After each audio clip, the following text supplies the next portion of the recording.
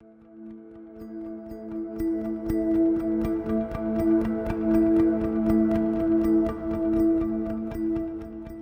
was kind of devastating. Every parent dreams of having a healthy child. This is a condition which eventually causes right heart failure. He was aggressively treated with medical therapies, but he developed respiratory and cardiac failure.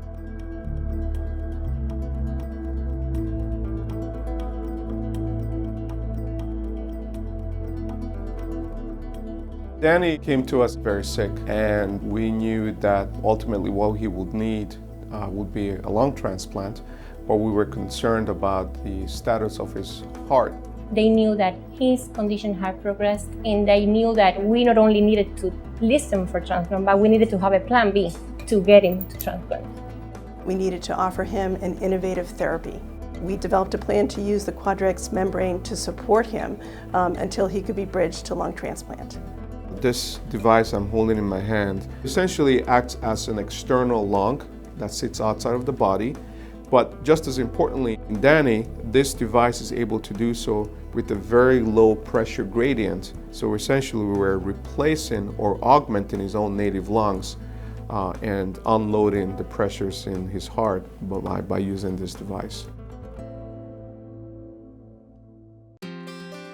He was like getting stronger day by day, but he felt better that he could do it because he felt like his body felt like the eager to keep on fighting.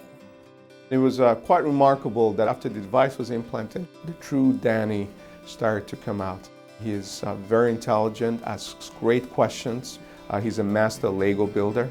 Without a doubt, the device allowed us to be able to rehab him and optimize his condition before his lung transplant operation.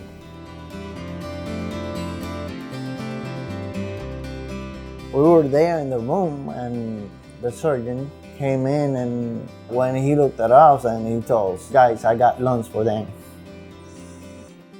It's a mix of emotions. You get happy, you feel like crying, you feel scared.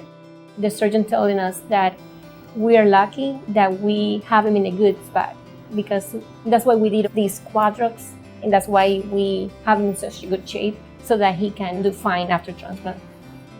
He had a challenging immediate post-transplant course, which he did well with, partly because he was in such a good condition going into his transplant. He's now out of the hospital, he's got good lung function, his heart is recovered. We have no doubt that Danny's story is a success for how the device works. It's a blessing being in this hospital, being able to get him here, being here, and still have Danny with us here. He's doing great, and that's what's important.